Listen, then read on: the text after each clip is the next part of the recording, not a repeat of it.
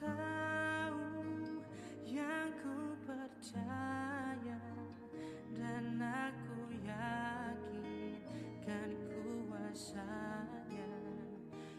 Ia menjaga yang ku taruhkan hingga akhirnya kelak.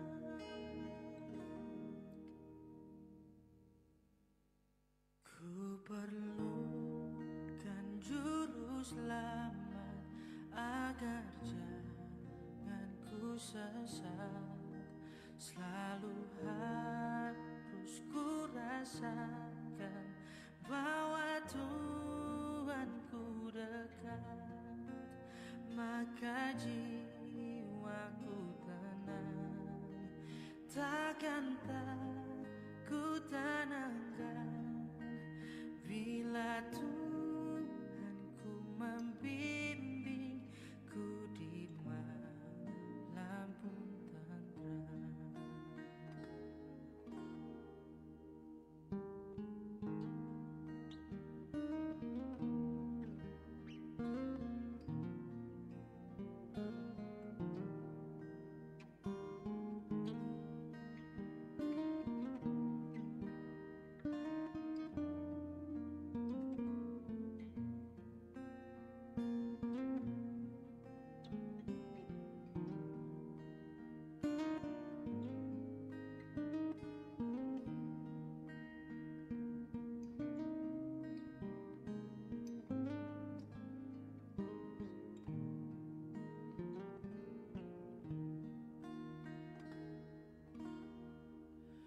Ku perlukan juru selamat karena imanku lemah. Hiburannya menguatkan, sungguh tiada bandingnya. Maka jiwaku tenang, takkan ku tenangkan bila Tuhanku membimbingku di malam pun tenteram.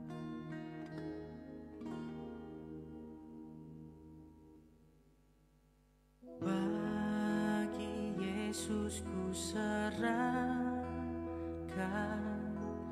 hidupku seluruhnya.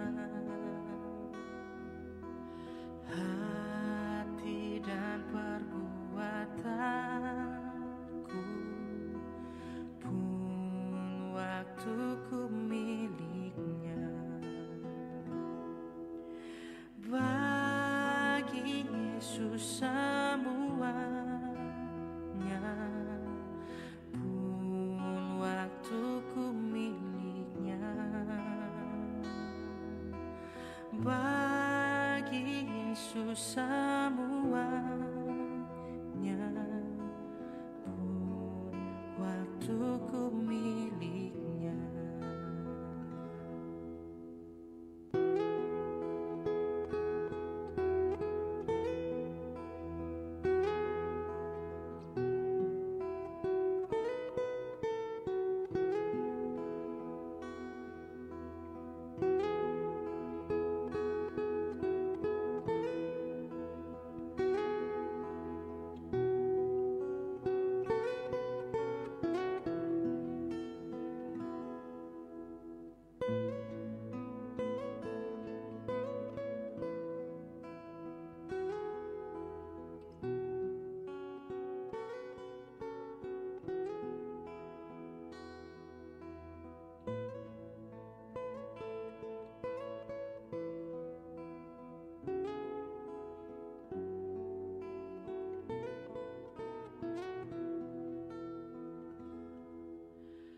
Tanganku kerja baginya.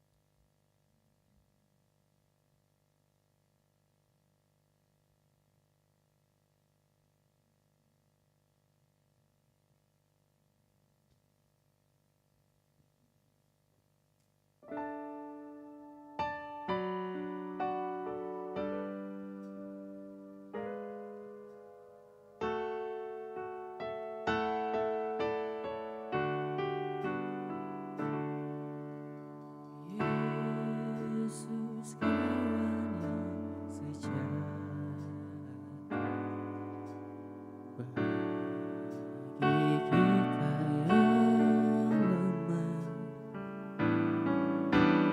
tiap hal boleh dibuat dalam doa padanya.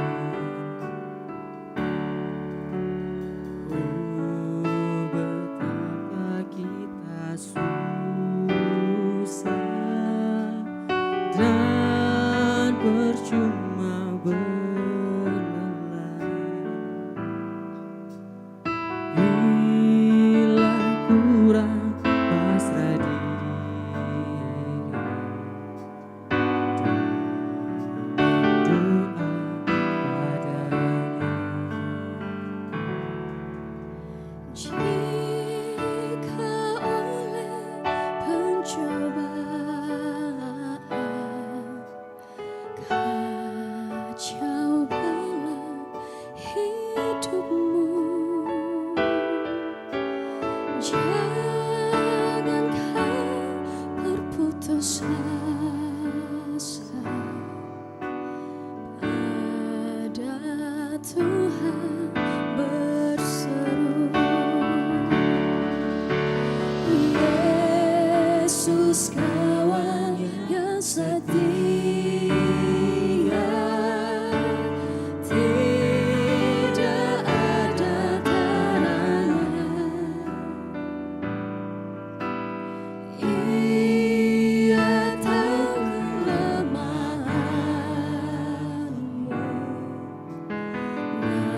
naikkan doa padanya.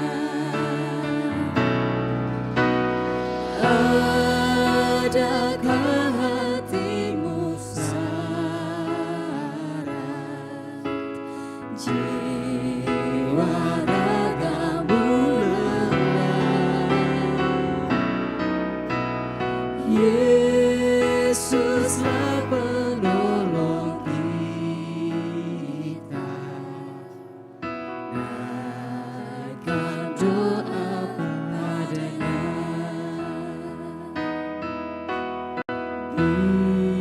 Biar kawan lain menghilang, Yesus kawan yang bakal. Ia mau menghibur kita atas doa padanya. Ia mau menghibur kita atas doa padanya. Ia tahu kelemahanmu, naikkan doa padanya.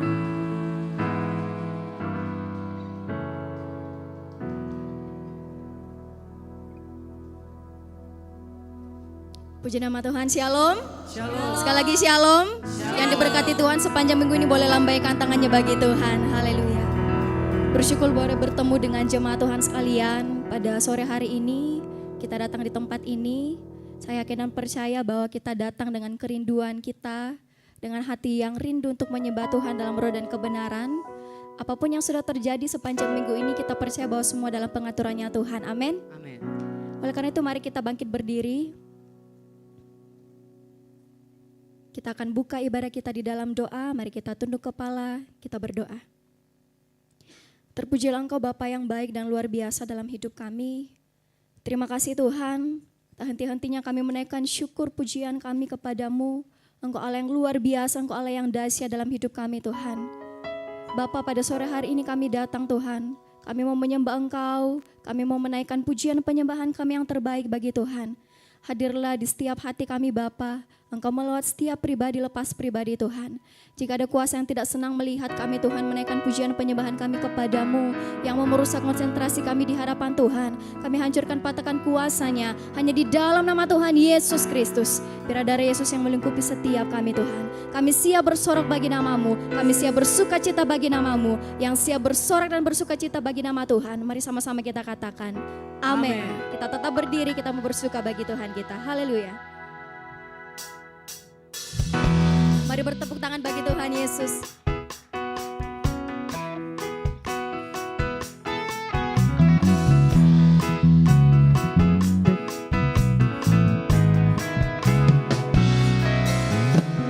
Masuk gerbangnya dengan hati bersyukur, halamannya dengan pujian.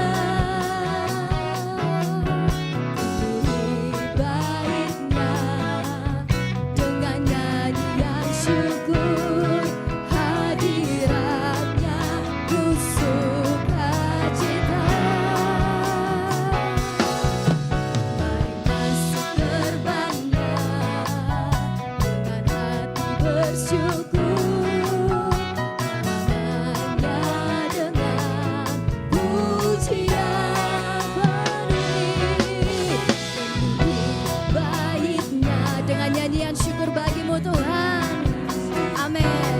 Hadiratnya ku suka cita. Mari sama-sama angkat tangan kita bagi Tuhan, katakan sebab Tuhan Dia baik dan anugerahnya kekal selama-lamanya. Amin. Sebab Tuhan baik.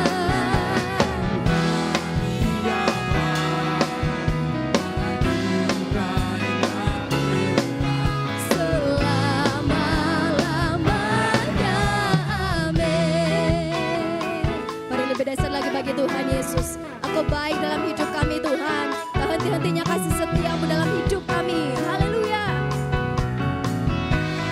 Jemaat Tuhan, mari katakan pujian ini.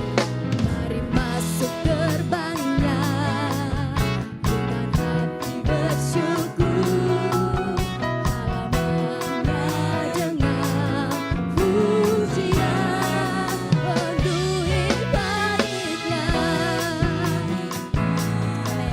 dengan nyanyian syukur, hadiratnya ku suka cita. Sebab Tuhan baik, sebab Tuhan Dia baik dan anugerahnya kekal selama-lamanya. Amin. Sebab Tuhan Dia baik dan anugerahnya kekal selama-lamanya. Mari lebih dahsyat bagi Tuhan kita katakan, sebab Tuhan Dia baik dan anugerahnya kekal selama-lamanya. Amin. Sebab Tuhan baik, sebab Tuhan Dia baik, amin, dan anugerahnya kekal selama-lamanya. Amin. Selama-lamanya, selama-lamanya. Amin. Sekali lagi katakan selama-lamanya, amin. Selama-lamanya, amin. Kau baik Tuhan, haleluya.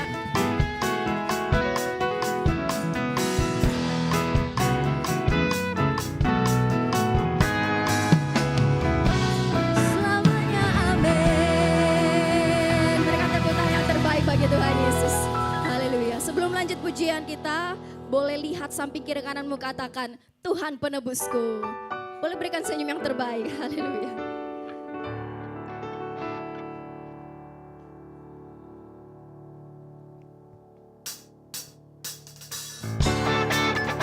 Mari lebih dahsyat bertepuk tangan bagi Tuhan Yesus.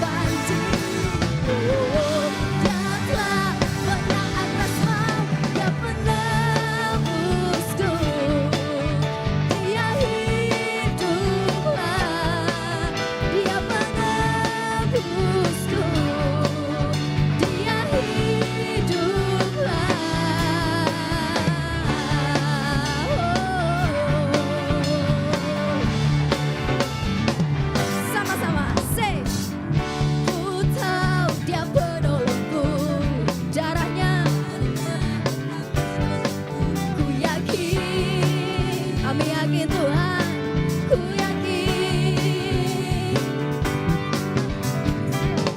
Dia angkat deritaku, sembuhkan sakitku. Dengan iman katakan pujian ini bagi Tuhan. Kami yakin Tuhan, ku yakin. Kau melihat tangan-tangan yang terangkat bagimu, say, ku angkat panji, amin. Dia telah menang atas maut, Dia penebusku. Dia hiduplah, Dia penebusku. Dia Kau penebus kami Tuhan, Dia penebusku, amin. Dia penebusku, Dia hiduplah. Kau bebaskanku, ku kan bangkit, ku kan menari menyambut kerajaanmu datang. Jemaat Tuhan katakan pujian ini. Dia penebusku. Mari bertepuk tangan bagi Tuhan di atas kepala kita. Haleluya.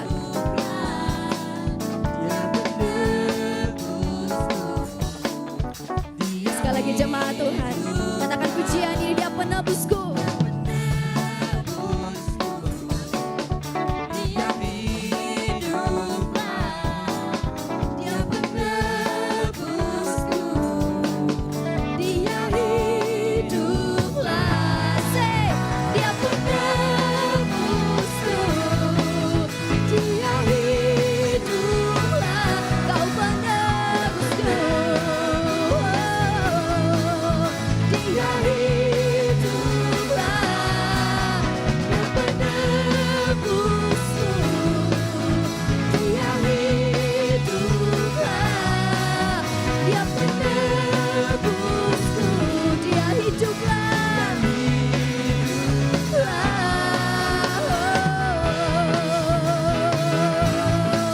Kau penebusku Tuhan. Tepuk tangan yang terbaik bagi Tuhan Yesus.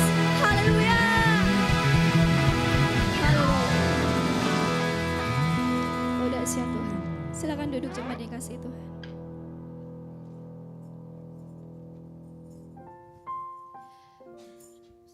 Puji nama Tuhan, kita akan dengarkan pembacaan katekismus kita untuk minggu ini. Hal-hal apa saja yang menjadi simbol dari Alkitab? Yang pertama api, palu, lampu atau pelita, susu, bulu atau tongkat pengukur, benih, pedang, air, emas, madu, paku, dan roti. Apakah Yesus mengonfirmasi bahwa Alkitab diilhamkan Allah? Ya, Yesus menyatakan bahwa semua yang tertulis pasti digenapinya dan akan terjadi.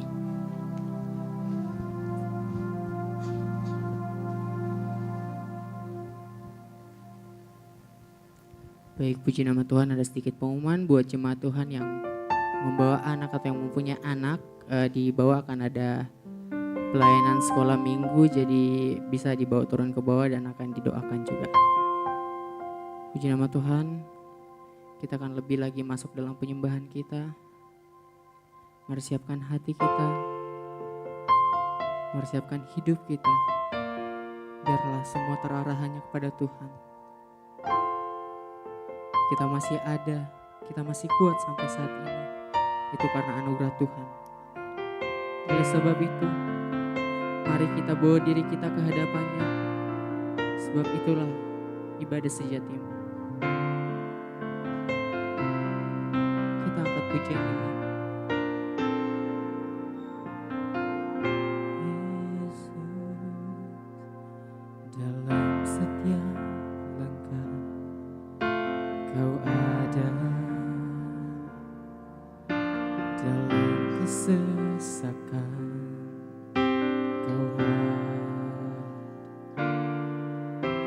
lewati sukaku, lewati dukaku, ku serahkan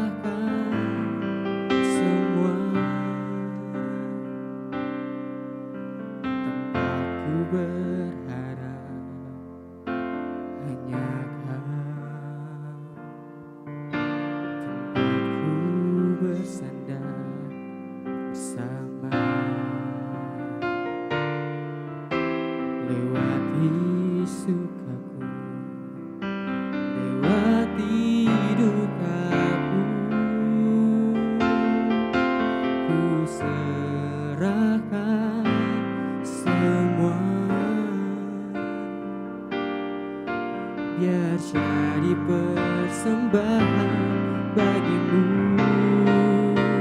Segenap hidup,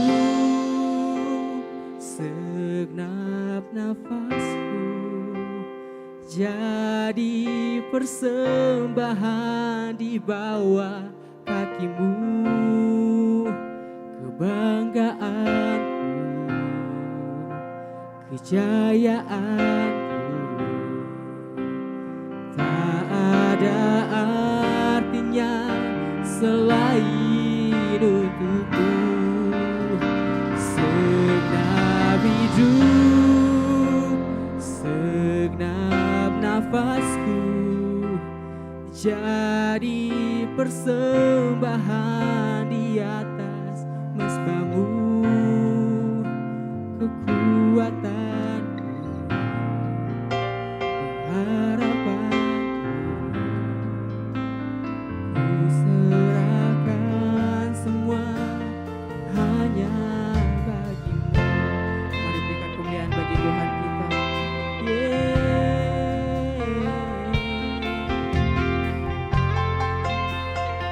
Sama-sama katakan, tempatku berharap hanya Kau Tuhan.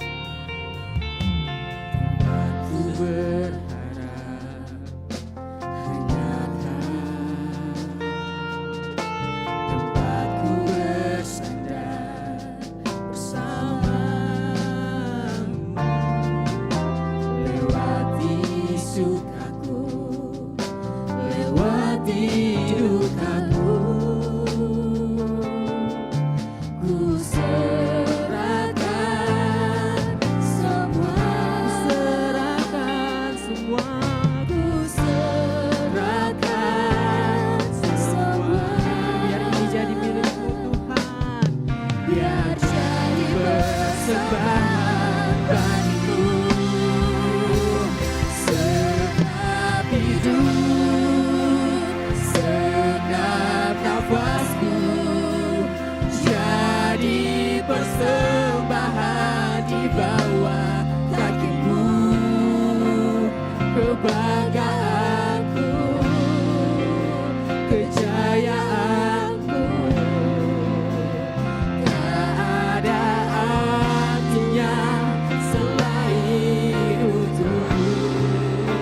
Segenap hidup dan segenap nafasku jadi persembahan di atas mesbamu. Kekuatanku, harapanku, ku serahkan semua hanya bagimu. Lebih lagi kita katakan, segenap hidup Yesus, segenap nafasku jadi persembahan di bawah kakimu. Kebanggaanku, kejayaanku tak ada artinya selain untukmu. Segenap hidup, segenap nafasku jadi persembahan di atas mesbamu.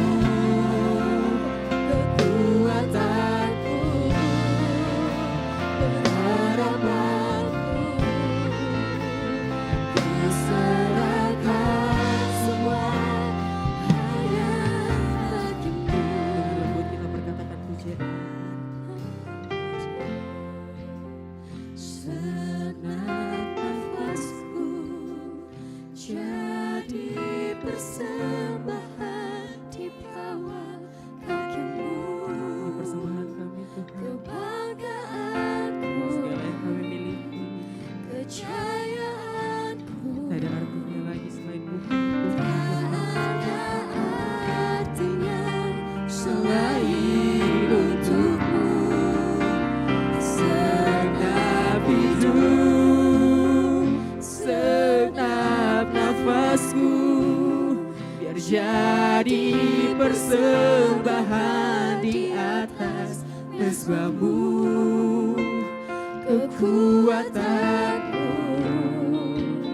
pengharapanku, ku serahkan semua hanya bagimu.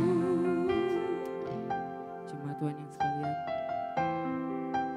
ada tertulis dalam Roma pasal 12 ayat yang pertama. Karena itu saudara-saudara, demi kemurahan Allah, aku menasihatkan kamu, persembahkanlah dirimu sebagai persembahan hidup yang kudus, yang berkenan kepada Allah, sebab itu adalah ibadahmu yang sejati. Saya rindu jemaat Tuhan saja mengangkat pujian ini sambil mengangkat tangan kepada Tuhan.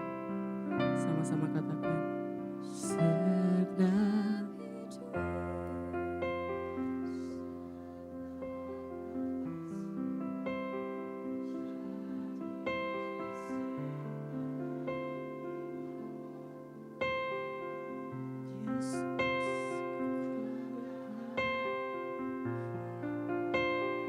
kejayaanku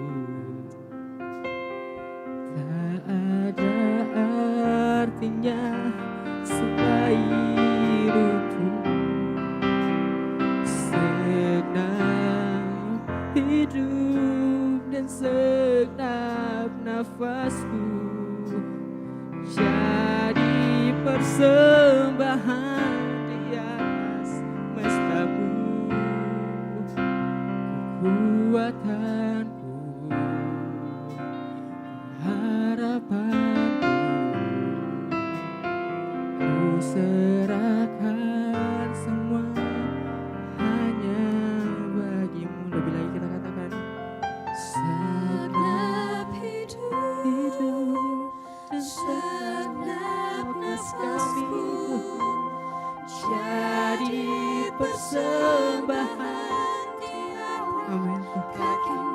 Ini persembahan kami serahkan kepadamu Yesus.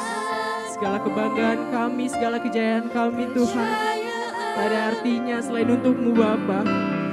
Tak ada artinya selain untukmu. Segenap hidup dan segenap nafasku biar jadi persembahan di atas mesbahmu. Kekuatanku, pengharapanku, ku serahkan semua hanya bagimu. Kekuatanku,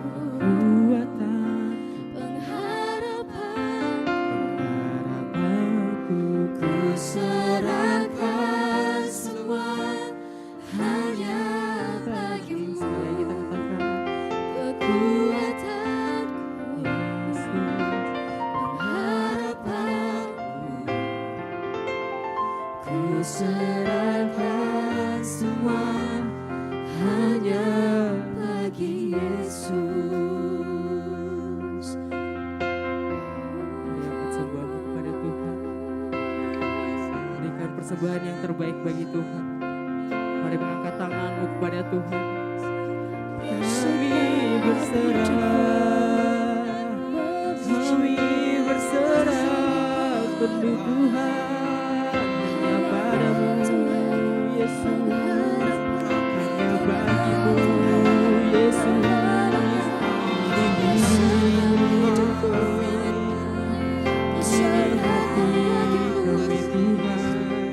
Biarkan jadi milikmu, biarkan jadi persembahan bagimu. Sudah hidup yang lama ini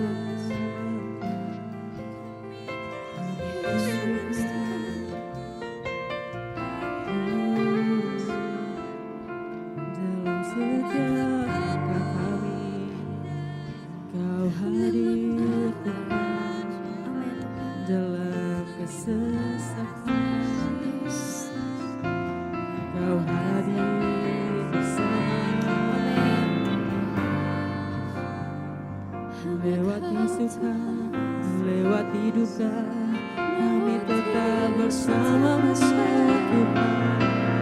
Kami percaya hanya Engkau tempatku berharap, hanya tempatku berdoa, hanya Engkau tempatku bersandar, hanya Engkau, hanya Engkau Tuhan, tiada yang lain Tuhan. Biarkan hidupku menjadi persembahan bagimu Bapa. Segenap hidupku Tuhan, segenap nafasku Bapa, segenap jiwaku Tuhan, jadi persembahan yang manis di hadapan-Mu. Mari bermazmur bagi Tuhan kita. Kita bersyukur bahwa 1 minggu lamanya Dia selalu bersama-sama dengan kami. Mari kita sembah Dia, kita agungkan Dia lebih lagi, lebih lagi. Oh, kami percaya Tuhan, Kau hadir di setiap langkah kehidupan kami Bapa. Kami percaya penuh atas kuasa-Mu, sebab kasih-Mu, sebab kuasa-Mu selalu baru dalam kehidupan kami Tuhan. Tak pernah berakhir, tak pernah habis, tak pernah lewat dari kehidupan kami.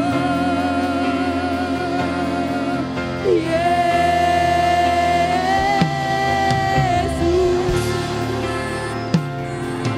mari sembah Dia, sebab Dia Allah yang layak ditinggikan, Dia Allah yang layak disembah Bapa. Yesus,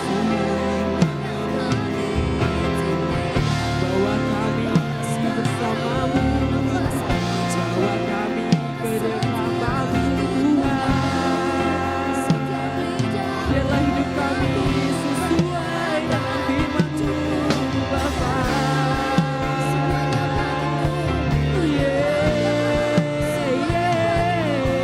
Sama-sama katakan terima kasih buat Yesus kita. Terima kasih buat Tuhan kita. Dia yang selalu menjamah kehidupan kita. Dia selalu hadir bersama kita. Dalam kesusahan, dalam kesesakan, dalam kesenangan kita, Dia selalu hadir.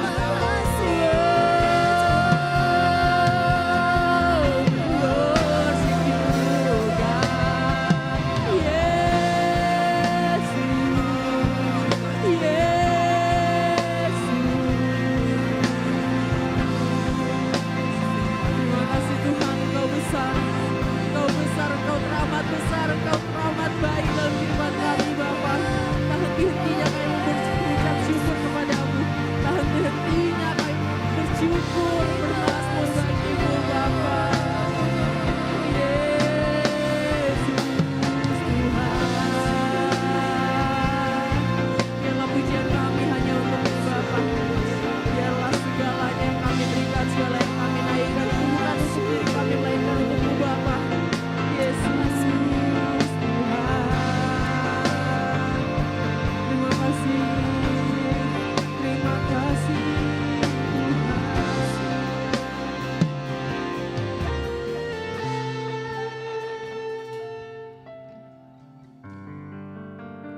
Saya ajak untuk jemaat Tuhan bangkit berdiri. Masih dalam posisi menyembah Tuhan. Mari kita bangkit berdiri.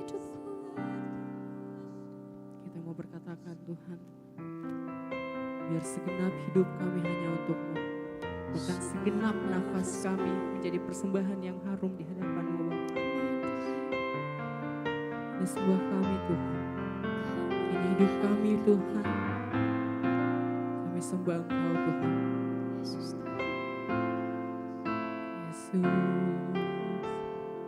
kami sembah.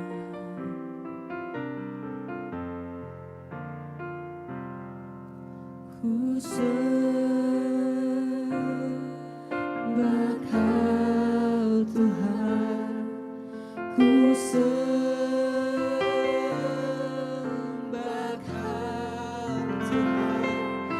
sembah Kau dengan segenap jiwaku.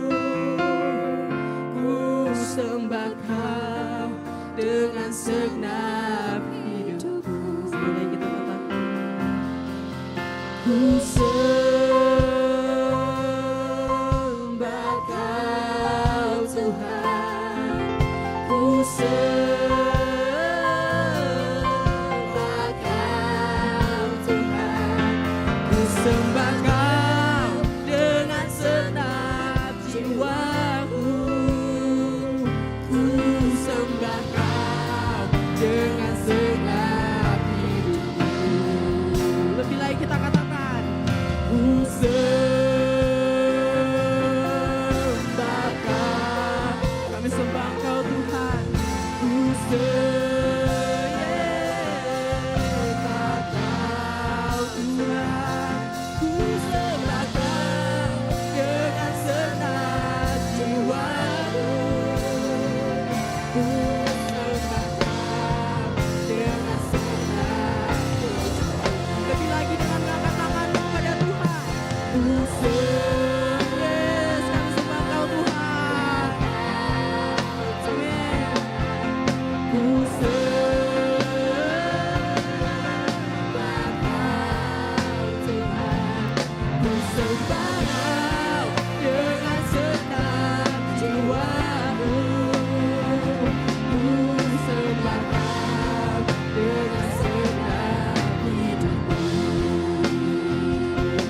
Ku sembah Kau dengan segenap hidupku. Sampai angkat tanganmu kepada Tuhan.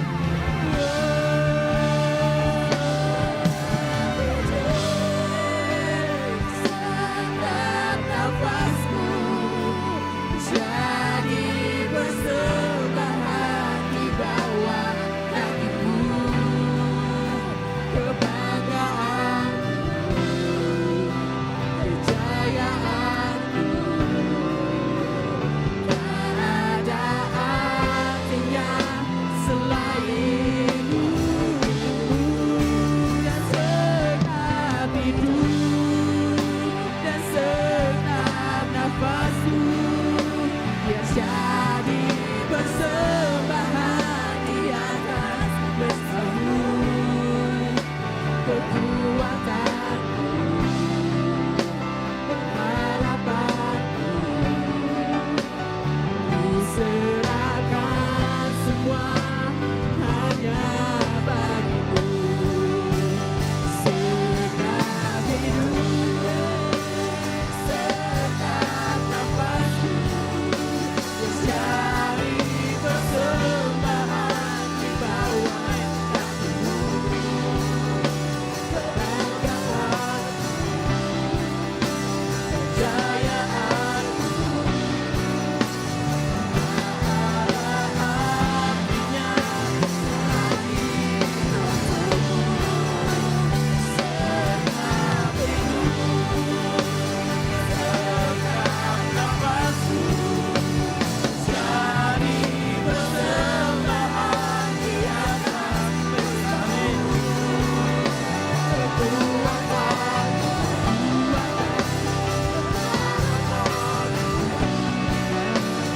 ku serahkan semua hanya bagimu. Kekuatanku, pengharapanku, ku serahkan semua hanya. Sekali lagi katakan kekuatanku. Amin. Pengharapanku, ku serahkan semua hanya bagi Yesus. Kasih tepuk tangan yang meriah buat Tuhan. Haleluya, haleluya, haleluya. Terima kasih Tuhan, Kau bertahta di atas pujian penyembahan kami. Tiba saatnya kami mau belajar mendengarkan firman Tuhan. Terangi hati kami, terangi pikiran kami sehingga kami mengerti apa yang disampaikan. Kami juga berdoa buat yang akan memberitakan firman Tuhan. Pakai mulut lidah hamba-Mu Tuhan untuk memberitakan kebenaran. Juga biar hamba-Mu menyampaikan dengan bahasa yang sederhana sehingga jemaat-Mu yang hadir sore hari ini diberkati dengan firman Tuhan. Pulang dengan membawa berkat rohani dari Tuhan. Ini yang menjadi doa kami. Yang siap mendengar firman Tuhan sama-sama katakan amin. Baik, silakan duduk.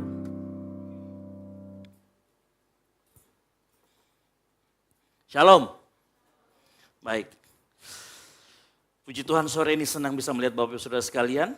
Saya tidak menanyakan kabar karena saya yakin kalau saya tanyakan kabar, kabarnya beragam. Jangan jadi pembohong di dalam gereja Tuhan. Apa kabar? Luar biasa, padahal Anda sedang tidak luar biasa, ya kan? Daripada terpaksa berbohong. Tapi saya percaya apapun keadaan kita sore hari ini, semua kita ada dalam genggaman tangan Tuhan. Amin. Kalau Dia yang berkuasa, Dia yang menopang kita ada sampai hari ini, Dia Tuhan yang tidak pernah berubah. Maka besok Dia akan tolong kita dengan cara yang sama, dengan luar biasa. Yang setuju katakan amin. Baik. Tema khotbah kita sore hari ini adalah Yesus Kristus Tuhan kita. Sama-sama kita katakan Yesus Kristus Tuhan kita.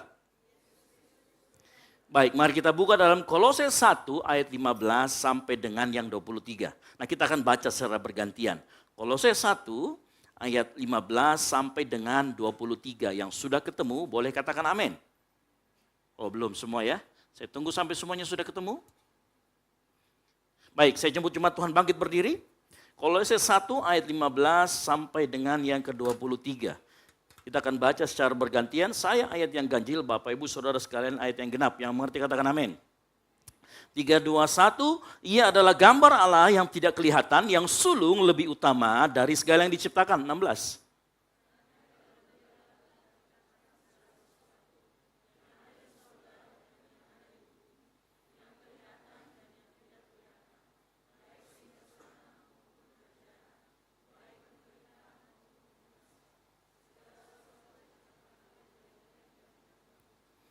Ia ada terlebih dahulu dari segala sesuatu dan segala sesuatu ada di dalam Dia.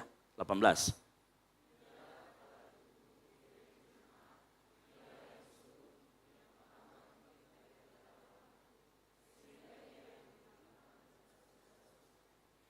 Karena seluruh kepenuhan Allah berkenan diam di dalam Dia.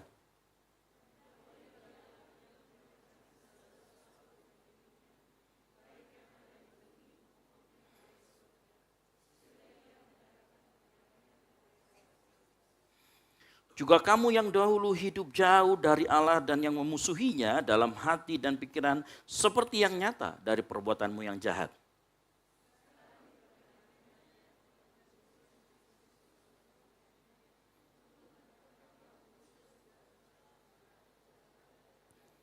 Kita sama-sama, sebab itu kamu harus bertekun dalam iman, tetap teguh dan tidak bergoncang.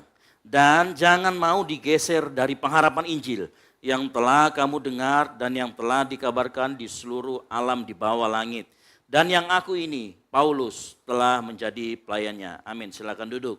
Berbagai orang yang membaca, mendengarkan, merenungkan dan melakukan firman Tuhan dalam kehidupannya sehari-hari. Nah, perikop yang kita baca adalah sebuah pernyataan Paulus mengenai siapa itu Yesus sebelum dan sesudah Yesus inkarnasi menjadi manusia. Jadi ini pernyataan Paulus. Siapa itu Yesus? Kalau kita melihat ke belakang, maka kita bisa tahu bahwa Yesus adalah pribadi kedua, yaitu Sang Firman. Makanya Yohanes 1 ayat 1 berkata, pada mulanya adalah Firman, Firman itu bersama-sama dengan Allah dan Firman itu adalah Allah. Firman itu kemudian mengambil rupa manusia, nanti di Yohanes 1 ayat 14 dikatakan ia mengambil rupa manusia dan diam tinggal di antara kita. Nah, ini hal yang menarik buat kita semua. Ya, jadi kalau kita berbicara tentang keberadaan Yesus sebelum inkarnasi, sebelum dia menjadi manusia, sebelum dia mengambil kemanusiaan, hakikat kemanusiaan, maka dia adalah Sang Firman. Yang mengerti katakan amin. Nah, kita sudah belajar minggu lalu, Sang Firman itu tidak diciptakan, melainkan dilahirkan. Sedangkan Roh Kudus dikeluarkan dari Bapa. Bapa adalah sumber. Nah, mungkin ada beberapa orang yang bingung. Mengapa kita menyembah Yesus? Dan mengapa mungkin ada pertanyaan di luar sana dikatakan mengapa kita menuhankan manusia? Orang Kristen ini menuhankan manusia.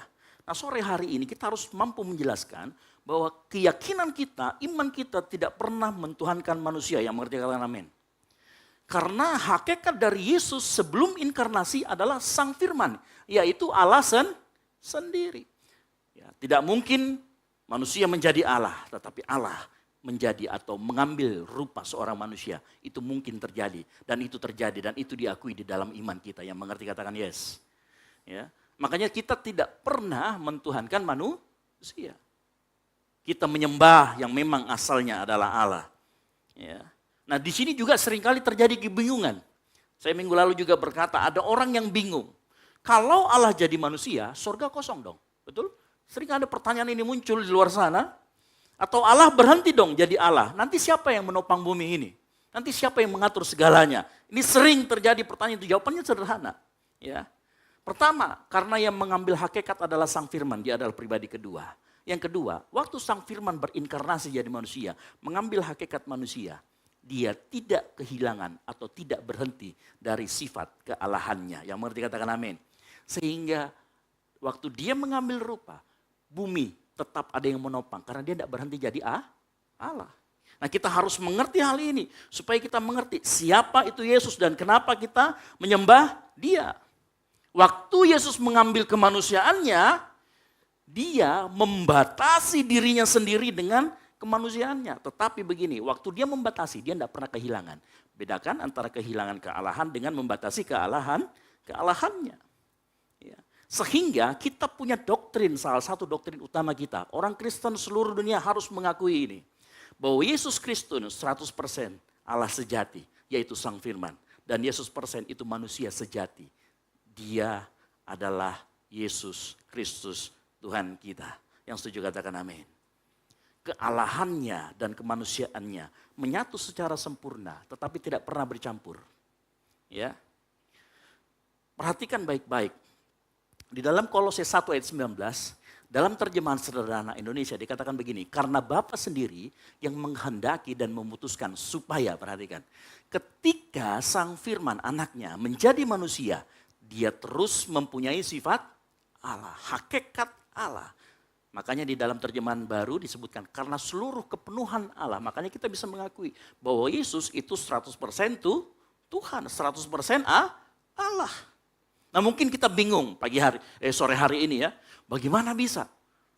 Yesus 100% manusia, di saat yang bersamaan dia juga 100% Allah. Saya kasih ilustrasi, ini pernah kita sampaikan di dalam pendalaman Alkitab kita. Pernah lihat besi yang bila diletakkan di atas api yang menyala, maka hasilnya adalah besi menyatu dengan api. Tetapi yang kita lihat tetap berbentuk besi tetapi menyala seperti api. Coba nanti suatu saat kalau kita punya besi, saat dia menyala berwarna merah, ambil kertas. Kertasnya terbakar atau tidak? Terbakar, padahal itu bukan api. Dia hanya menyala, besi yang menyala. Nah melalui penyatuan ini, bukan besi menjadi api. Karena besi tetap seperti pada keadaannya semula. Tetapi di dalam besi itu terlihat ada api. Bukan besi menjadi api atau api menjadi besi. Besinya tidak lagi berwarna hitam tetapi berwarna merah. Nah pembuktian atau ilustrasi ini adalah hal yang simpel. Bagaimana dua sifat Allah, yaitu dua sifat Yesus bersatu dalam satu pribadi. Yaitu sifat Allah 100% dan sifat manusia atau hakikat manusia. Dan hakikat Allah menyatu 100% dalam pribadi Yesus. Dua-duanya masih mempertahankan hakikatnya masing-masing. Nah ini harus kita pegang baik-baik. Karena begini, doktrin ini penting buat kita. Karena kalau Yesus bukan 100% manusia, 100% Allah, maka penebusannya itu terbatas hanya untuk satu manusia. Saya ulangi sekali lagi. Kalau Yesus tidak 100% Allah, maka penebusannya terbatas hanya untuk satu manusia. Tetapi karena dia adalah Allah, dia adalah Sang Firman, kealahannya penuh di sana, maka pada saat dia menebus itu cukup untuk seluruh umat manusia. Baik dosamu yang lalu bahkan atau dosamu yang akan datang. Kalau engkau jatuh atau tergelincir. Ya. Ini penting buat kita. Saat kita beriman kepada ketuhanan Yesus Kristus, perhatikan baik-baik, maka sebenarnya di saat yang bersamaan kita beriman kepada Allah, kepada Bapa kita.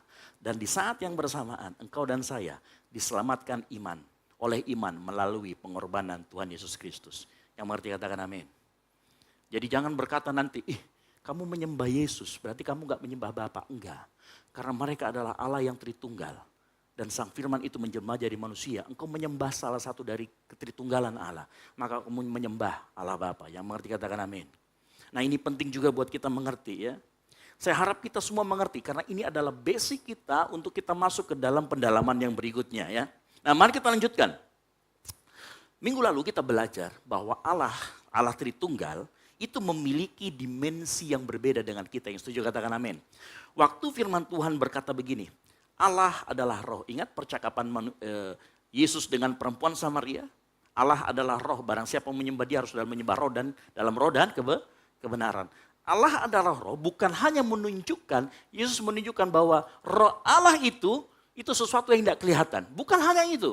Tetapi waktu Yesus mengatakan Allah adalah roh, Yesus sedang memberitahu kepada kita semua bahwa Allah itu dimensinya berbeda dengan kita. Apa yang maksud dengan dimensi yang berbeda? Kita, semua manusia terikat ruang dan waktu, setuju atau tidak? Tetapi Allah tidak terikat ruang ataupun waktu. Allah tidak bisa tidak berada di mana saja. Halo, betul ya? Saya nggak mengatakan Allah itu berada di mana saja, tidak. Allah tidak bisa tidak berada di mana saja. Ya, di saat yang bersamaan, dia juga Maha Kuasa. Nah ini kita harus mengerti. Dimensi Allah berbeda. Dia di luar waktu. Ya, karena dia yang menciptakan waktu. Dia di luar ruang karena dia lebih besar dari ruangan. Bahkan seringkali bahasa kata sorga itu sebenarnya sebuah kiasan, sebuah ungkapan kita akan tempat di mana Allah bersemayam. Saya yakin tidak ada tempat yang bisa betul-betul Allah diam di sana karena Allah itu maha besar, yang setuju katakan amin. Tetapi kalau Allah menyatakannya itu kepada kita bahwa dia bersemayam di surga, maka iman kita bermain di sana. Gitu ya. Nah, kalau kita mengerti dimensi Allah itu sangat berbeda, sehingga tidak mungkin manusia itu, saya katakan tidak mungkin manusia bisa memahami atau menggambarkan secara tepat bagaimana Allah sang pencipta itu. Sekali lagi saya ulangi. Karena dia adalah pencipta, dia berada di ruang atau dimensi yang berbeda dengan kita. Maka tidak mungkin bagi kita, manusia yang sangat terbatas, bisa memahami Allah sepenuhnya. Kita bisa mengenal, memahami sepanjang Alkitab menyatakannya. Sudah sering kita sampaikan itu ya. Oleh karena itu, makanya begini, makanya bagaimana caranya supaya manusia bisa mengenal Allah yang ada di luar dimensi yang berbeda.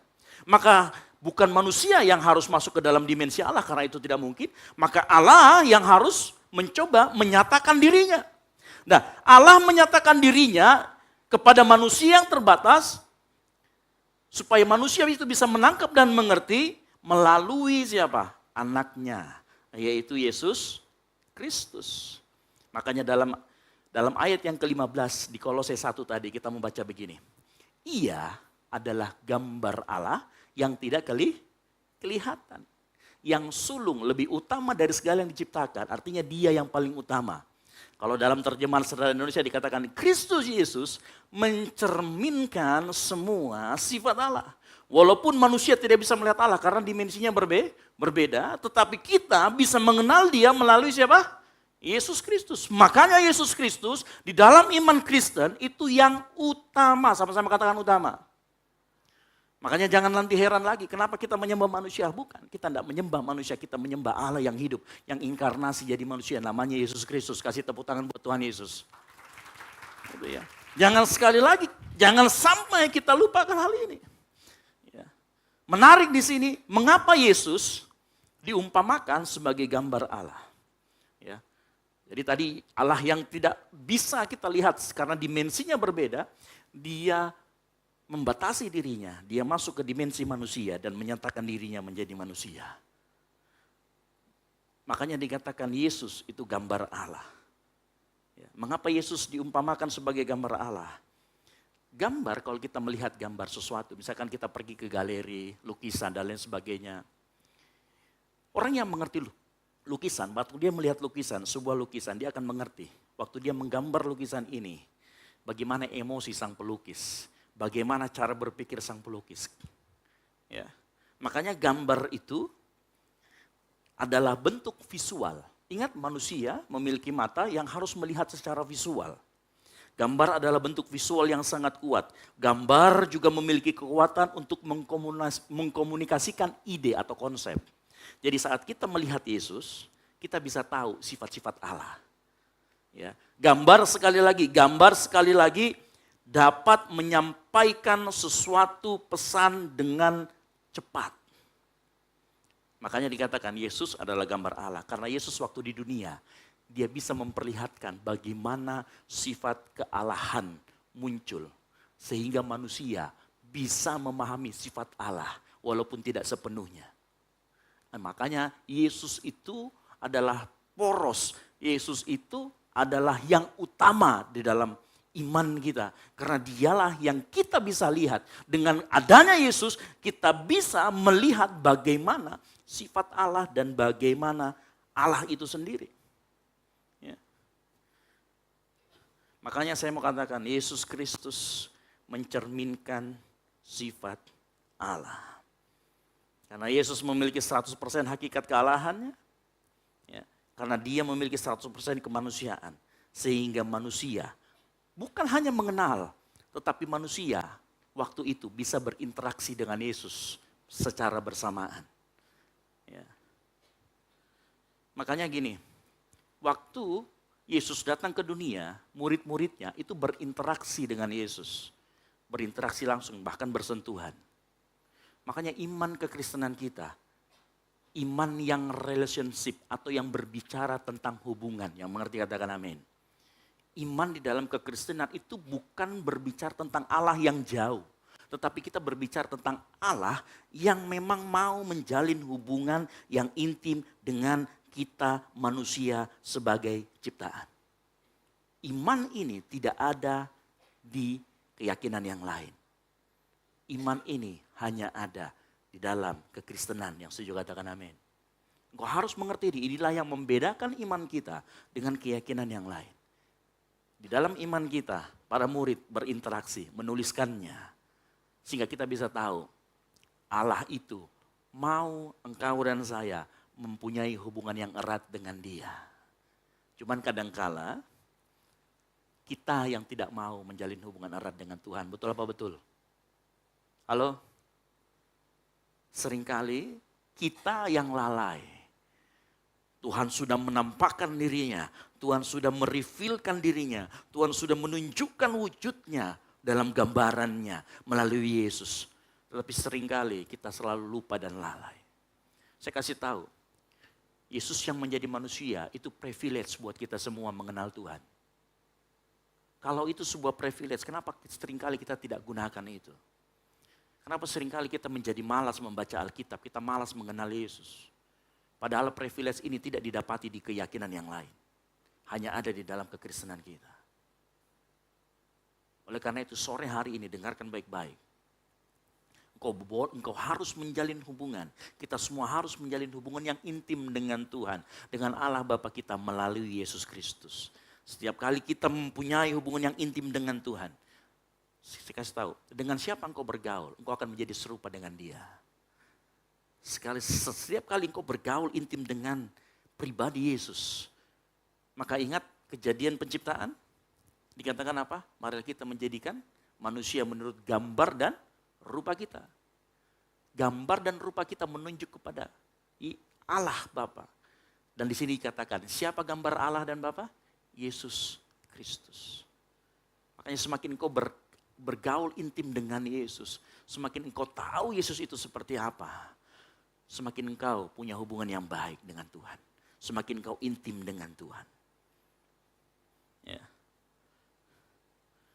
Tidak ada satu kali pun Tuhan yang punya inisiatif seperti Tuhan kita. Yang mau karena dimensinya terpisah jauh dengan kita. Dia mau mendekatkan dirinya. Ya. Makanya perhatikan begini, saya kembali lagi ke sebuah hal. Dalam pribadi Yesus, ada sebuah paradoks atau sesuatu yang sebenarnya tidak berlawanan, tetapi menurut kita berlawanan. Saya katakan sebuah paradoks. Ya. Ada paradoks yang bertemu dalam diri Yesus Kristus, yaitu antara yang ilahi dan manusiawi. Bersatu di dalam Yesus. Apa itu? Perhatikan baik-baik. Yesus itu anak Allah yang kekal karena dia adalah Sang Firman, tetapi menjadi manusia. Perhatikan. hakikatnya ia tidak berubah. Tetapi perhatikan, Yesus secara manusia, hakikat manusianya, ia bertumbuh dari bayi hingga dewasa. Ingat, waktu bayi Yesus nggak bisa langsung ngomong, itu kepercayaan yang lain. Yesus waktu bayi sama seperti kita, dia bertumbuh secara normal seperti kita. Yesus maha kuasa, dia berkuasa, hakikatnya Allah. Tetapi dia letih, tidur, bahkan mati. Karena dia memiliki hakikat manusia. Yesus maha hadir, hakikat kealahannya. Tetapi kadang-kala Yesus seringkali dia harus berjalan dari suatu tempat ke tempat yang lain. Karena itu adalah hakikat kemanusiaannya. Begitu juga dalam ilmu pengetahuan. Yesus sebagai Allah, dia sebenarnya maha tahu. Tetapi dalam inkarnasinya Yesus mengalami keterbatasan. Yesus dalam kealahannya memilih untuk membatasi dirinya sendiri. Makanya kalau kita lihat kasus, ada sebuah kasus di mana Yesus itu tahu akan apa yang terjadi di masa depan. Tetapi ada kasus di mana Yesus tidak mengetahui sama sekali. Contoh, di dalam Matius 24 ayat 2 dia berkata kepada mereka gini, kamu lihat semuanya itu? Aku berkata kepadamu sesungguhnya tidak satupun batu di sini akan dibiarkan tergeletak di atas batu yang lain. Semuanya akan diruntuhkan. Dia berbicara tentang bait Allah Yerusalem. Dan itu betul sekarang sudah diruntuhkan.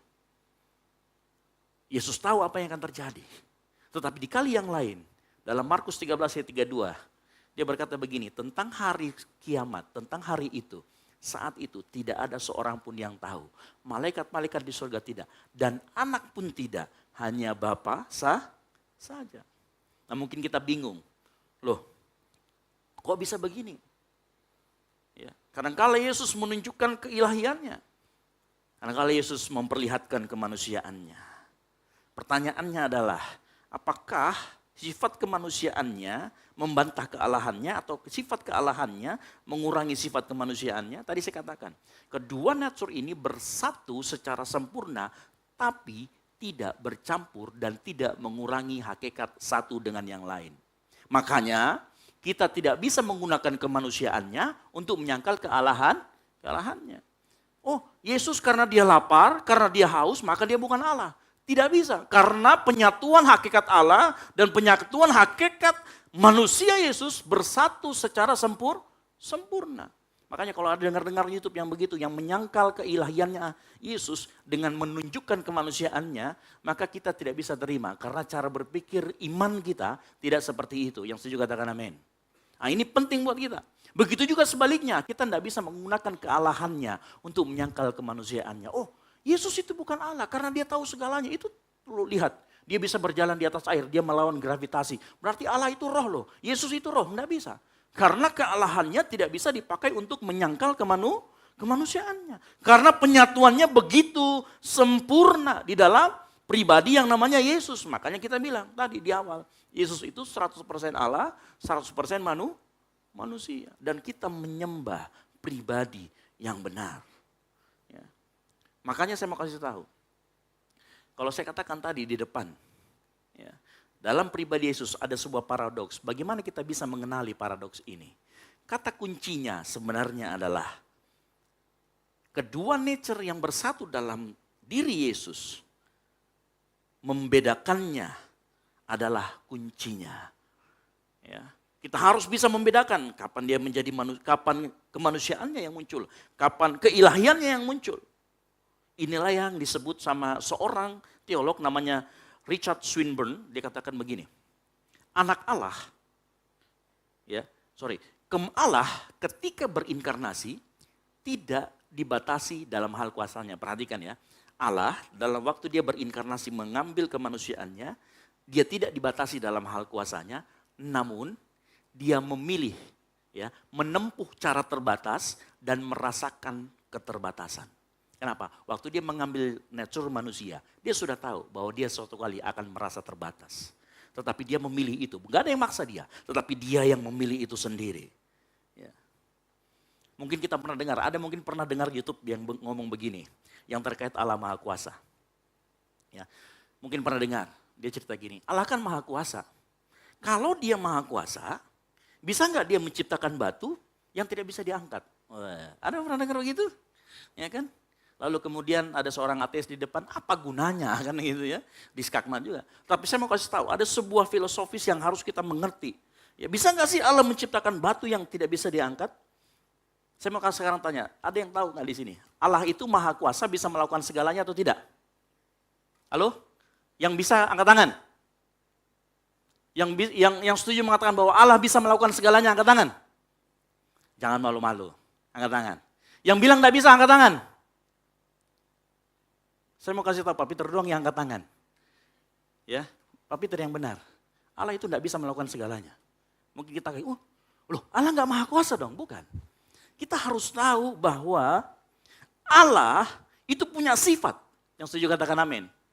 Pada saat dia melakukan sesuatu aksi, semua sifatnya turut di dalam aksi itu. Saya ulangi lagi. Allah itu punya aksi. Makanya kalau ada yang berkata Allah itu bisa melakukan segalanya, enggak. Allah enggak bisa melakukan segalanya. Mau lihat di Alkitab, coba cari nanti di searching saja di dalam Alkitab kita yang elektronik. Allah tidak bisa berdusta. Karena dia tidak bisa menyangkal dirinya bahwa dia itu Bapa segala terang. Halo? Allah tidak bisa cobai dan tidak mencobai siapa? Jadi jangan berpikir bahwa karena kemahakuasaannya dia bisa melakukan segalanya. Enggak. Allah itu punya sifat sehingga pada saat dia melakukan sesuatu, seluruh sifatnya itu ikut bersama dengan dia. Yang setuju katakan amin. Ya. Makanya kalau ditanya, Allah itu bisa nggak menciptakan batu yang besar, lalu kemudian batu yang nggak bisa diangkat. Pertama saya mau kasih tahu, kalau Allah menciptakan itu, ya logikanya adalah kalau Allah menciptakan sesuatu yang membuat dia tidak menjadi maha kuasa, berarti Allah ini bodoh. Betul nggak? Kalau dia bodoh berarti bukan Allah. Benar ya? Jadi tidak mungkin Allah membuat batu yang dia tidak bisa angkat. Karena waktu dia mau memutuskan dia mau bikin batu, ada maha bijaksananya yang muncul. Kemahakuasaannya tetap ada, tapi ingat dia juga maha bijaksana. Sama seperti kalau orang bilang begini, kenapa Allah di dalam orang Kristen tidak mengampuni saja dosa manusia? Kan selesai beres. Kan dia kan maha pengasih, maha pengampun. Betul apa betul? Kenapa dia harus mengorbankan anaknya? Halo? Dia lupa bahwa Allah maha kasih, tetapi di dalam kasihnya dia juga maha adil.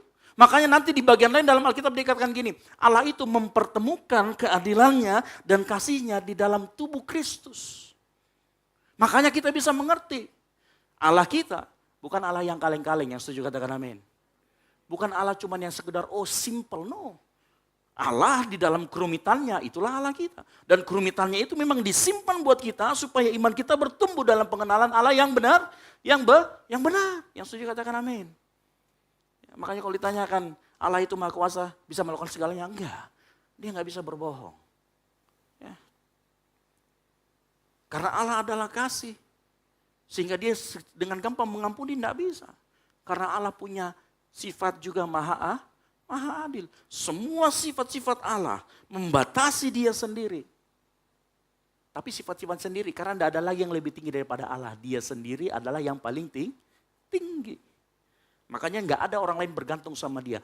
Dia bergantung pada dirinya sendiri. Karena dia adalah Allah. Kalau saya katakan dia bergantung pada dirinya sendiri, artinya Allah itu mandiri. Enggak ada satupun yang bisa mengatur dia. Tetapi Allah punya sifat. Gitu ya. Sekali lagi saya ingatkan. Allah kita, Allah yang maha kuasa.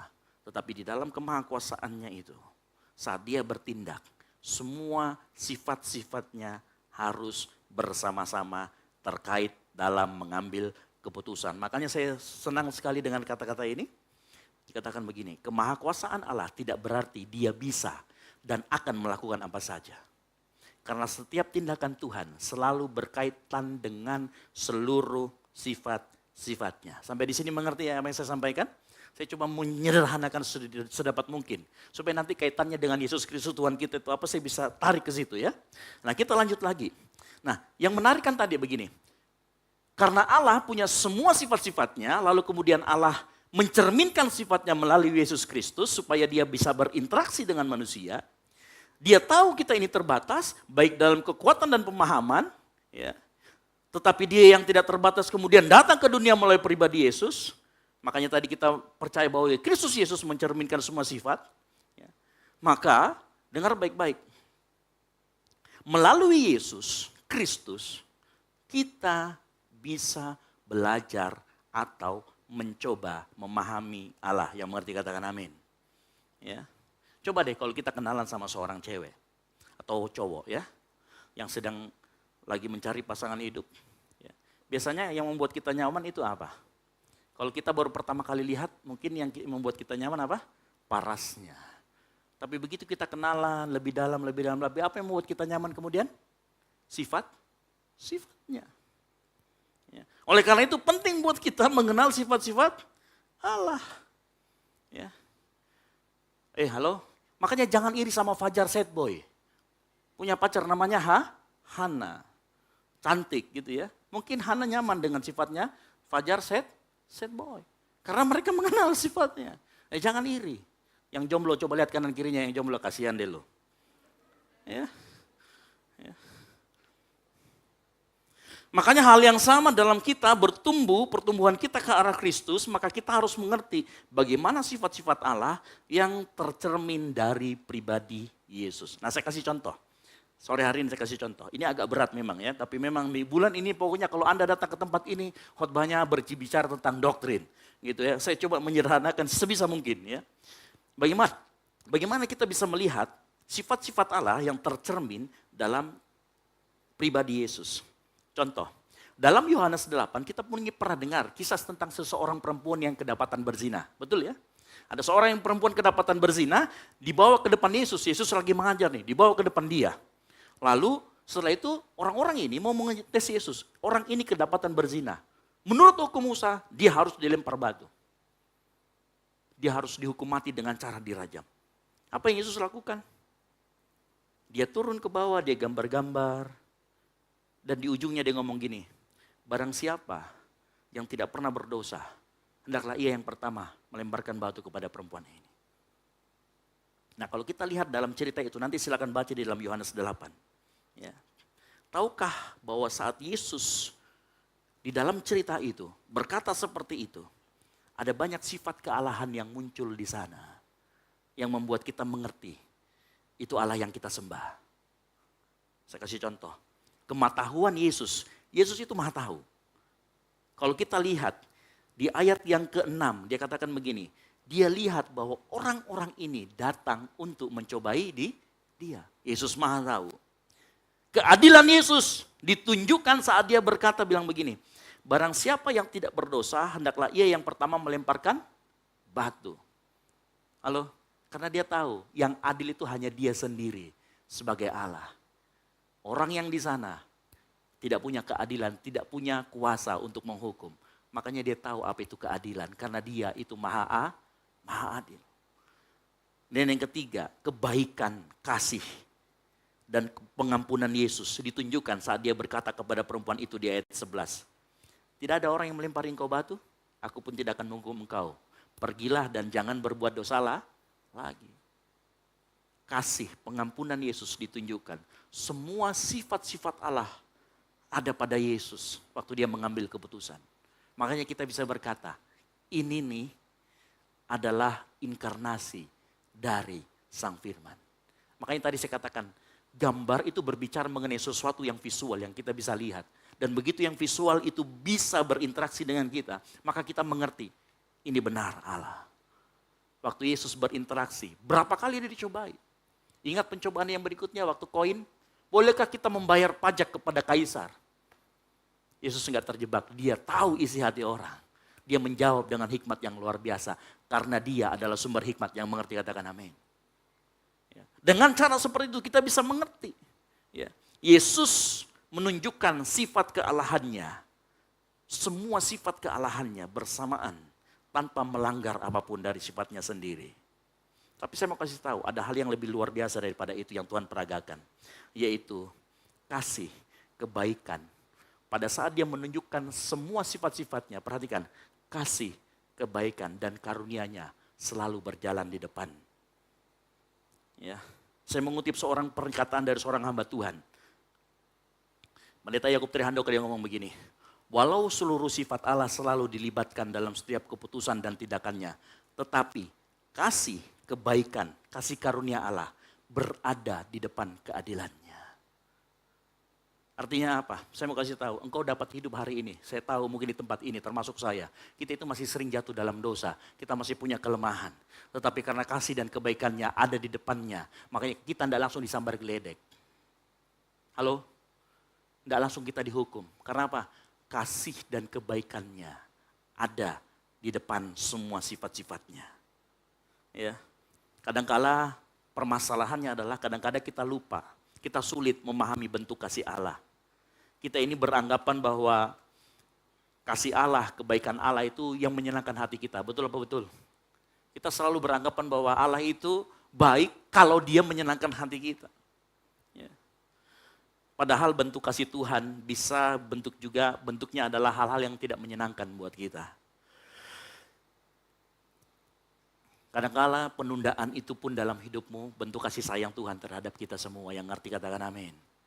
Kadang-kala doamu tidak dijawab, itu juga bentuk kasih sayang Tuhan dalam hidupmu. Ya, hanya saja kita seringkali mengidentikan kasih kebaikan Tuhan dengan sesuatu yang menyenangkan. Saya mau tanya, kalau kita naik mobil, lalu kita pegang handphone kita meleng, terus kita nabrak orang. Ya, kita habis nabrak orang, terus kemudian mohon ampun ya, mohon maaf ya saya nabrak kamu. Kira-kira kita harus mengganti kerugiannya atau tidak? Tetap ganti. Kenapa? Seringkali kita lupa pada saat kita bersalah, kita juga tetap harus dihukum. Bukan hukuman itu supaya melunasi apa yang sudah kita lakukan. Bukan, karena kita sudah diampuni. Tetapi seringkali apa yang kita lakukan, Tuhan menghukum kita, karena apa? Karena dikatakan dalam Ibrani 12 ayat 6 mengatakan, Tuhan menghukum engkau, itu membuktikan bahwa ia mengasihi engkau. Dalam terjemahan yang lain dikatakan gini, Tuhan membuat setiap orang yang dikasihinya berdisiplin. Ya. Bukan Tuhan tidak ampuni kita. Pada saat kita nabrak orang, saya diampuni Tuhan loh, kalau boleh enggak saya enggak. Ya. Tuhan tidak seperti itu. Dia mau kita juga berdisiplin. Ya. Bahkan mungkin kita tidak bisa mengerti. Ya. Kadangkala dalam hidup kita, doa-doa kita belum dijawab. Mungkin juga kita bertanya-tanya. Ya, mengapa sampai saat ini engkau yang menderita tidak dilewatkan penderitaannya? Kenapa tidak selesai-selesai? Saya mau kasih tahu sore hari ini, para pemain musik saya panggil ke depan. Itu bagaikan sebuah misteri yang tidak bisa kita jawab. Ya, kita tidak bisa mengerti Allah sepenuhnya. Tetapi percayalah bahwa kasih kebaikan Tuhan selalu berjalan di depan kita. Yang ngerti katakan amin. Ya. Dalam ketidakmengertian itu, berikan kesempatan imanmu untuk bertumbuh. Karena kita selalu yakin bahwa kasih kebaikan Tuhan selalu berjalan di depan kita. Yang mengerti katakan amin. Pendeta Yakub Trihandoko mengatakan gini, kita seringkali sukar memahami kasih dan kebaikan Allah dalam segala keadaan. Bukan hanya dalam keadaan yang sukar. Kita tutup Alkitab kita bangkit berdiri.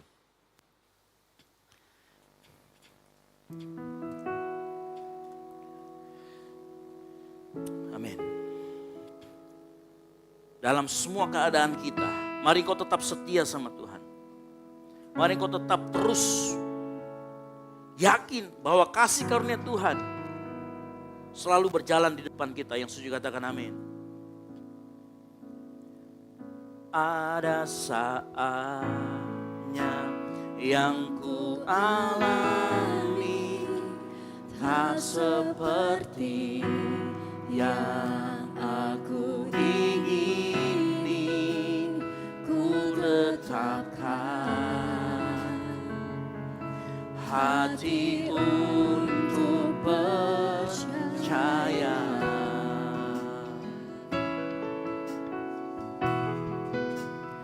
Ada saatnya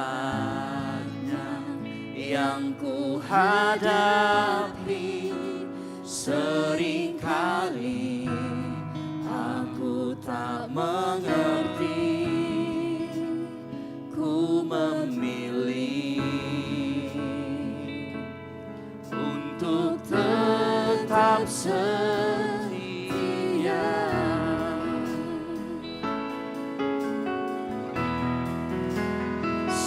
sampai akhir hidupku, ku kan tetap menyembahmu, melayanimu seumur hidupku.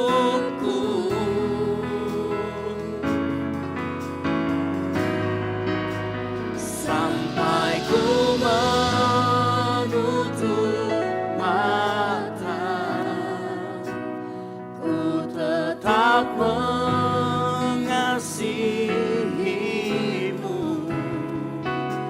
biar kau dapati ku hamba-Mu yang setia. Sampai akhir di hidupku, sampai akhir di hidupku, ku kan tetap menyembahmu,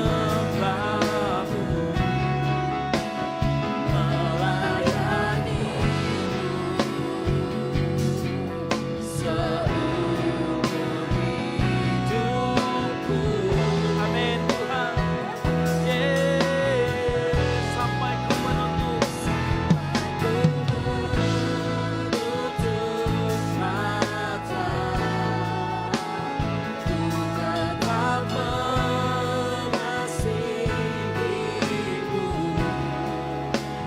biar kau dapati ku hamba-Mu yang setia. Sampai akhir, sampai akhir hidupku, ku kan tetap menyembahmu, melayanimu seumur hidupku.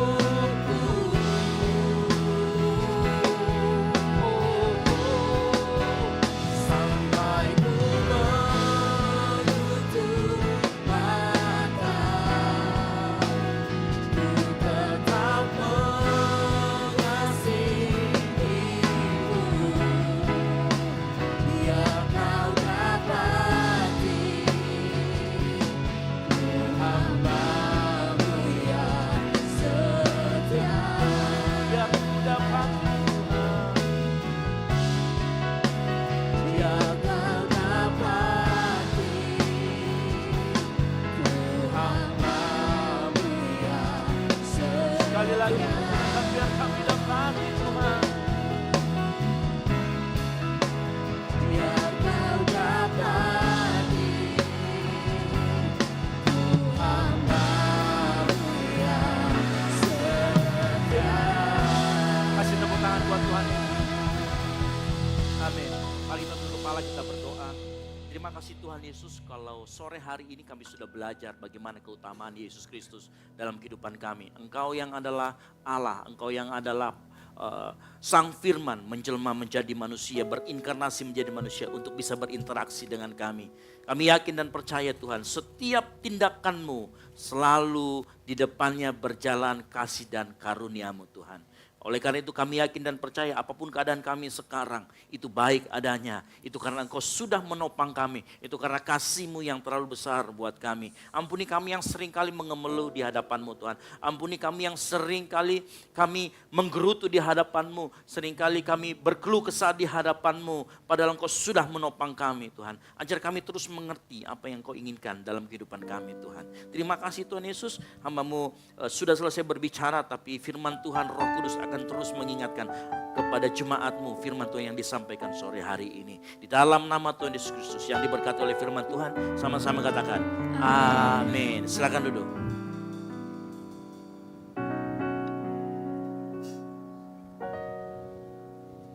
Luar biasa firman Tuhan yang kembali disampaikan untuk kita semua pada malam hari ini.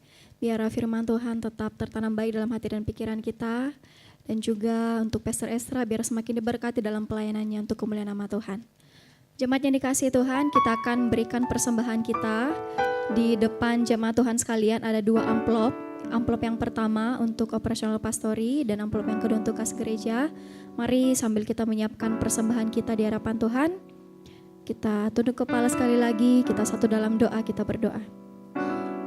Terima kasih Bapa untuk firman-Mu yang luar biasa meneguhkan setiap kami. Biar apa yang boleh kami dengarkan pada malam hari ini Tuhan tidak lalu begitu saja, melainkan mengambil bagian dalam hidup kami Bapa.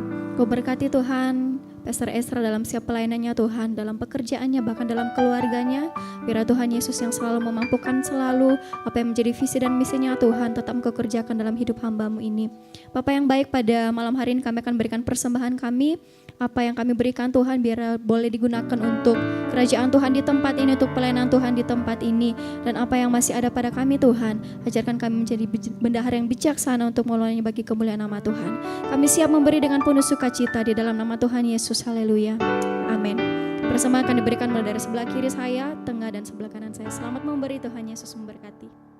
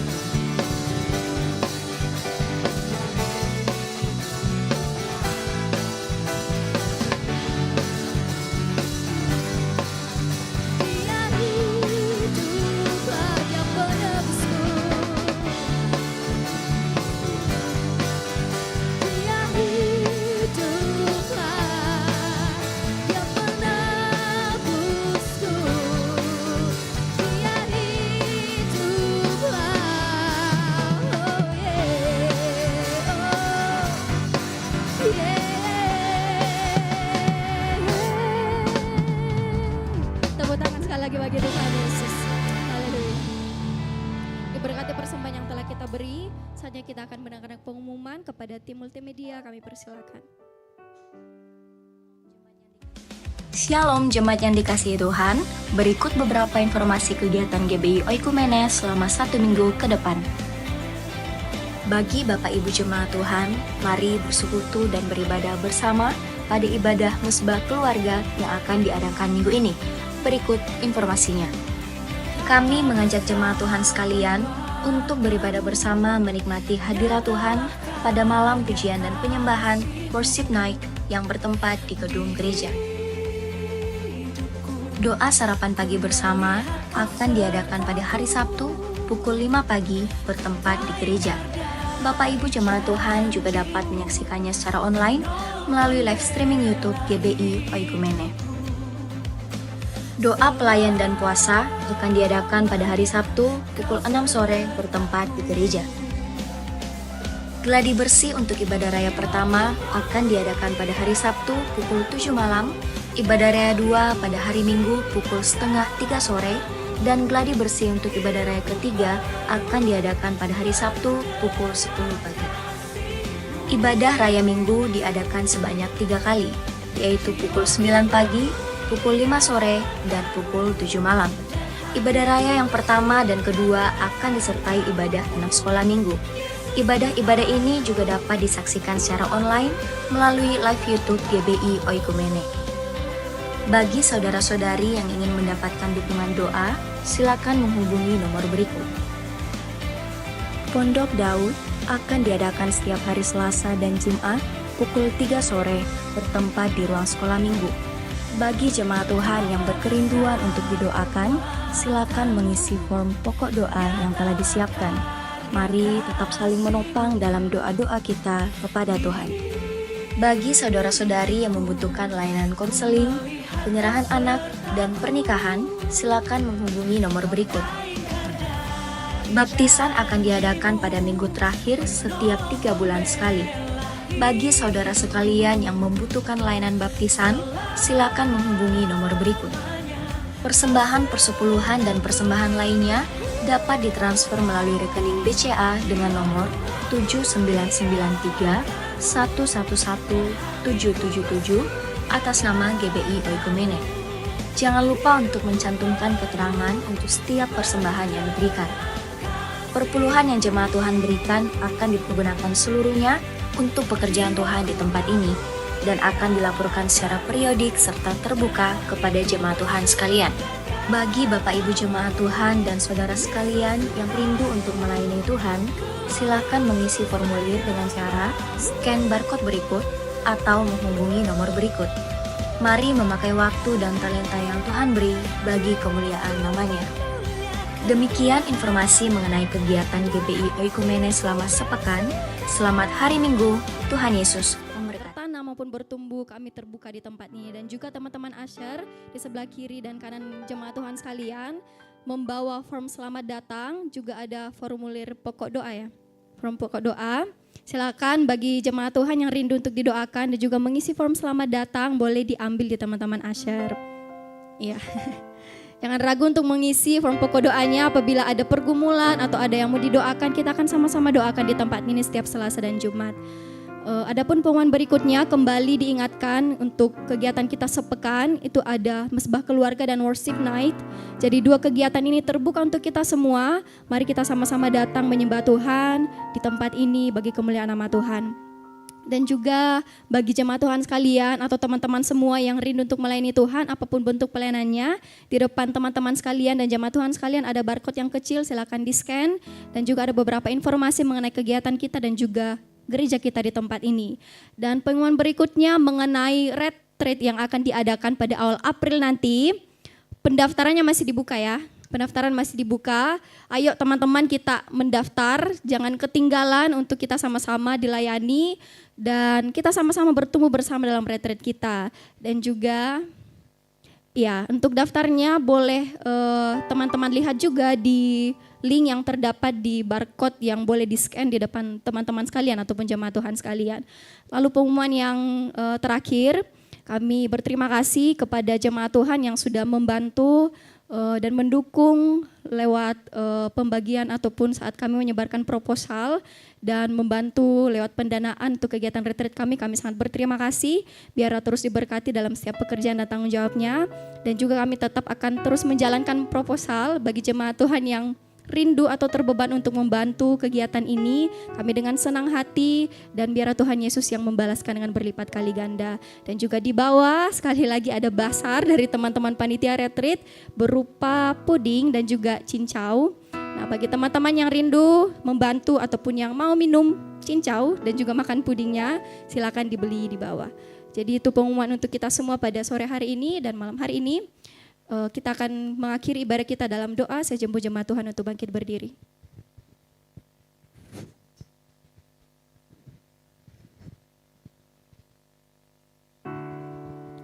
Mari kita dalam doa kita berdoa. Bersyukur berterima kasih untuk anugerah Tuhan yang sungguh luar biasa dalam sepanjang kehidupan kami. Kami mau bilang terima kasih untuk seminggu yang telah lamanya berlalu Tuhan. Penyertaan Tuhan dan kebaikan Tuhan selalu kami rasakan dalam kehidupan kami. Kau tidak pernah membiarkan kami untuk kami berjalan sendiri. Selalu tangan Tuhan dan penyertaan Tuhan kami rasakan dalam kehidupan kami Bapa. Malam hari ini kami bersyukur berterima kasih untuk anugerah dan kebaikan Tuhan yang Tuhan nyatakan atas kehidupan kami. Kami bersyukur untuk ibadah kami yang luar biasa, ibadah kami yang diberkati oleh Tuhan. Sungguh kami yakin dan percaya Engkau Tuhan yang hadir, yang memberkati kehidupan kami. Terima kasih untuk setiap para pelayan Tuhan yang telah mengambil pelayanan pada sore hari ini Tuhan, pada ibadah raya yang kedua pada saat ini Tuhan. Kami sungguh yakin dan percaya setiap talenta, setiap potensi yang Engkau berikan bagi setiap umat-Mu Tuhan, setiap para pelayan-Mu Tuhan. Kami sungguh yakin dan percaya Engkau terus akan maksimalkan, biar setiap talenta, biar setiap potensi yang Engkau berikan bagi kehidupan mereka Tuhan, mereka kembalikan hanya untuk hormat dan kemuliaan-Mu Bapa. Terima kasih Bapa, terima kasih Yesus saat ini Tuhan. Kami mau bersepakat, kami mau berdoa bersatu hati. Kami berdoa untuk umat-umat-Mu yang telah hadir pada malam hari ini beribadah Tuhan. Kami tahu Tuhan kami datang mungkin dengan sedang sakit Tuhan, dengan beban berat Tuhan, tetapi saat ini Tuhan kami bersyukur untuk malam hari ini kami boleh menikmati hadirat-Mu Tuhan, kami boleh menikmati firman-Mu Tuhan, sebab kami tahu firman-Mu yang menguatkan kami, firman-Mu yang memampukan kami Bapa. Kami sungguh yakin dan percaya ada janji firman-Mu Tuhan yang kami terima pada malam hari ini Bapa. Terima kasih Bapa, terima kasih Yesus. Kami juga berdoa bersatu hati bersepakat buat umat-Mu yang tidak sempat hadir beribadah pada malam hari ini. Mungkin mereka sedang sakit Tuhan, dari tempat ini kami berdoa di dalam nama Tuhan Yesus Kristus. Bangkitkan iman mereka Bapa, bahwa kesembuhan telah Kau kerjakan di atas kayu salib Bapa. Terima kasih Bapa, terima kasih Yesus. Saat ini juga Tuhan kami berdoa untuk umat-Mu Tuhan, untuk jemaat-Mu yang tidak sempat hadir karena mereka sedang dalam luar kota Bapa. Dari tempat ini Tuhan, apapun yang mereka kerjakan, kami mau bersatu hati Tuhan dalam nama Tuhan Yesus Kristus. Engkau yang akan memberkati, biar di minggu-minggu yang akan datang Tuhan boleh sama-sama kami beribadah di tempat ini, memuji dan membesarkan nama-Mu Bapa. Yang sedang lalai Tuhan, Tuhan ketuk pintu hati mereka Tuhan. Biar Tuhan di minggu yang akan datang Tuhan kami mau bersama-sama Tuhan beribadah di tempat ini. Saat ini juga Tuhan kami berdoa untuk kami Tuhan, tugas kami, mungkin kami sebagai mahasiswa Bapa, kami berdoa Tuhan Yesus, Kau yang akan memberkati kami, Kau yang akan menuntun langkah kehidupan kami Bapa. Kami tahu ada tangan Tuhan yang selalu menopang kami, ada tangan Tuhan yang selalu bersama-sama dengan kami Tuhan. Jujur kami mau bilang Tuhan, seringkali Tuhan kami mau menyerah Tuhan, tetapi kami sungguh yakin dan percaya Tuhan yang selalu bersama-sama dengan kehidupan kami. Kami mau Tuhan yang selalu ada bersama-sama dengan kehidupan kami. Tangan Tuhan yang akan memampukan kami dalam kami menjalani kuliah kami Bapa. Saat ini juga Tuhan kami berdoa untuk umat-Mu Tuhan yang mungkin saat ini sedang mencari lapangan pekerjaan. Kami berdoa Tuhan di dalam nama Tuhan Yesus Kristus, biar pekerjaan yang terbaik yang Kau sediakan bagi jemaat-Mu Tuhan yang sedang mencari lapangan pekerjaan Tuhan, Kau akan menemukan dengan orang-orang yang Tuhan kehendaki, dengan pemimpin-pemimpin yang bijaksana Tuhan. Kami sungguh yakin dan percaya berkat-Mu Tuhan akan nyata dalam sepanjang kehidupan kami. Pekerjaan yang terbaik Engkau berikan bagi setiap jemaat-Mu Tuhan yang mencari lapangan pekerjaan Tuhan. Saat ini juga Tuhan kami berdoa untuk teman-teman kami, untuk jemaat-Mu Tuhan yang mungkin dalam minggu yang akan datang Tuhan, di minggu yang akan berjalan Tuhan akan menghadapi ujian Tuhan, apapun bentuk ujian yang akan kami hadapi. Kami sungguh yakin dan percaya Tuhan Yesus yang selalu bersama-sama dengan kami. Tuhan bukakan pikiran kami, Tuhan tenangkan kami, biar setiap apa yang kami hadapi Tuhan, setiap ujian yang akan kami hadapi, kami sungguh yakin dan percaya hasil yang terbaik Engkau akan berikan bagi setiap kami Bapa. Saat ini juga Tuhan kami berdoa untuk bangsa dan negara kami Tuhan Indonesia Bapa. Kami berdoa Tuhan, tidak secara kebetulan kami ada di bangsa ini Tuhan. Kami sungguh yakin dan percaya ada maksud dan tujuan yang terindah yang Engkau akan sediakan bagi kehidupan kami Tuhan. Kami juga berdoa Tuhan untuk pemerintah bangsa kami dari pusat sampai ke pelosok tanah air Tuhan. Diberkati oleh Tuhan, Kau yang telah memilih mereka Tuhan. Biar roh takut akan Engkau Tuhan dalam memerintah bangsa ini Tuhan, Kau nyatakan bagi setiap pemimpin-pemimpin kami Tuhan. Secara khusus kami berdoa untuk kota kami di mana kami ada Tuhan, untuk kota Makassar. Dalam nama Tuhan Yesus Kristus kami akan melihat penuaian besar-besaran terjadi di kota kami di dalam nama Tuhan Yesus Kristus. Kami juga berdoa untuk pemerintah kota kami Bapa, dalam nama Tuhan Yesus Kristus. Engkau yang akan memberkati kehidupan mereka Bapa, biar mereka memerintah kota kami Tuhan dengan jujur. Mereka memimpin kota kami dengan adil Tuhan, karena ada tangan Tuhan yang selalu bersama-sama dengan kehidupan mereka. Saat ini juga Tuhan kami berdoa untuk pemimpin rohani kami Tuhan yang ada di tempat ini, untuk Ibu Gembala Bapa. Kami berdoa untuk Ibu Gembala kami Tuhan, dalam nama Tuhan Yesus Kristus.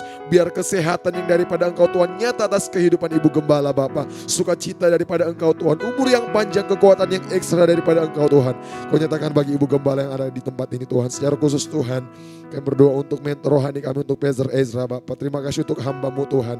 Terus berkati hamba-Mu Tuhan, terus perlengkapi hamba-Mu Bapa.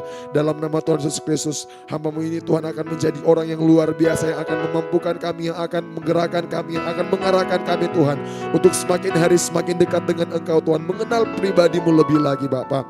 Diberkati pekerjaannya Tuhan, dimanapun Tuhan tempatkan dia untuk berdiri melayani, biar pengurapan yang daripada Engkau Tuhan nyata atas kehidupannya Bapa. Keluarganya diberkati oleh Tuhan. KDB Tuhan sebagai pasangan hidupnya Tuhan diberkati oleh Tuhan. Apapun yang menjadi harapan keluarga ini Tuhan, apapun yang menjadi rencana keluarga ini diberkati oleh Tuhan. Anaknya Dev diberkati oleh Tuhan, masa pertumbuhan anak ini diberkati oleh Tuhan. Kami akan melihat keluarga ini akan menjadi berkat bagi banyak orang. Keluarga ini akan menjadi kesaksian bagi banyak orang Bapa. Terima kasih Bapa, terima kasih Yesus. Sekali lagi Tuhan, kami berdoa untuk kegiatan kami sepanjang minggu ini yang akan kami laksanakan secara khusus Tuhan. Saat ini juga Tuhan kami akan membawa Tuhan pokok doa kami untuk retret kami yang akan kami laksanakan Tuhan. Biar dari sejak ini Tuhan kami mau mempersiapkan Bapa, biar kegiatan kami ini Tuhan mengandung janji firman-Mu Tuhan. Ada kuasa yang akan terjadi, ada pemulihan yang akan terjadi dalam kegiatan retret kami di dalam nama Tuhan Yesus Kristus. Saat ini juga Tuhan kami berdoa untuk keluarga kami, dimanapun keluarga kami berada Tuhan. Dimanapun keluarga kami berada, mungkin ada di kota ini atau di kampung halaman Bapa. Dari tempat ini Tuhan kami berdoa di dalam nama Tuhan Yesus Kristus. Kau akan memberkati keluarga kami, orang tua kami, kakak kami Tuhan, adik kami, saudara-saudara kami Tuhan. Semuanya yang ada bertalian darah dengan kami Tuhan, kami sungguh yakin dan percaya Engkau yang akan memberkati kami Tuhan Yesus. Engkau yang akan memberkati keluarga kami. Kami yang hadir pada malam hari ini Tuhan, mungkin kami sedang mengalami pergumulan Tuhan, tetapi kami sungguh yakin dan percaya kuasa Tuhan akan memampukan kami Bapa. Terima kasih Bapa, terima kasih Yesus. Saat ini juga Tuhan kami berdoa untuk gereja-gereja yang ada di sekitaran kami Tuhan. Di dalam nama Tuhan Yesus Kristus, biar gereja-gereja yang ada di sekitaran kami Tuhan terus Tuhan dengan satu tujuan Tuhan, untuk menyenangkan hati-Mu Tuhan, untuk memenangkan jiwa-jiwa yang ada di kota kami di dalam nama Tuhan Yesus Kristus. Terima kasih Bapa, terima kasih Yesus. Ini menjadi doa kami, ini menjadi syukur kami Bapa. Kami sungguh yakin dan percaya Engkau akan mendengarkan doa kami dan Engkau akan menjawab doa kami tepat pada waktunya Tuhan. Terlalu banyak yang akan kami sampaikan Tuhan, tetapi sebelum keluar dari bibir kami Tuhan, Engkau Tuhan yang telah mengerti dan Engkau Tuhan yang telah memahami. Kami berdoa Tuhan Yesus Kristus, dan kami akan mengakhiri doa kami seperti doa yang Engkau ajarkan kepada murid-muridnya, dan kami akan mengucapkan secara bersama-sama. Bapa kami yang ada di sorga, dikuduskanlah nama-Mu. Datanglah kerajaan-Mu, jadilah kehendak-Mu di bumi seperti di surga. Berikanlah kami pada hari ini makanan kami yang secukupnya, dan ampunilah kami akan kesalahan kami, seperti kami juga mengampuni orang yang bersalah kepada kami. Dan janganlah membawa kami ke dalam pencobaan, tetapi lepaskanlah kami daripada yang jahat. Karena Engkau yang punya kerajaan dan kuasa dan kemuliaan sampai selama-lamanya. Mari kita angkatkan tangan kita terima berkat dari Tuhan. Tuhanlah penjagamu, Tuhanlah naunganmu di sebelah tangan kananmu. Matahari tidak menyakiti engkau pada waktu siang atau bulan pada waktu malam. Tuhan akan menjaga engkau terhadap segala kecelakaan. Ia akan menjaga nyawamu. Tuhan akan menjaga keluar masukmu dari sekarang sampai selama-lamanya. Kasih karunia, rahmat dan damai sejahtera dari Allah Bapa dan keselamatan yang kita terima melalui Yesus Kristus Anak Bapa, serta penyertaan Roh Kudus menyertai kita semua dalam kebenaran dan kasih, mulai dari saat ini sampai Tuhan Yesus datang kedua kalinya menjemput kita di awan-awan permai. Bagi Dialah segala kemuliaan sampai selama-lamanya. Yang diberkati Tuhan, sama-sama kita katakan Amin. Selamat hari Minggu. Tuhan Yesus memberkati dan silakan bersatu dulu sejenak.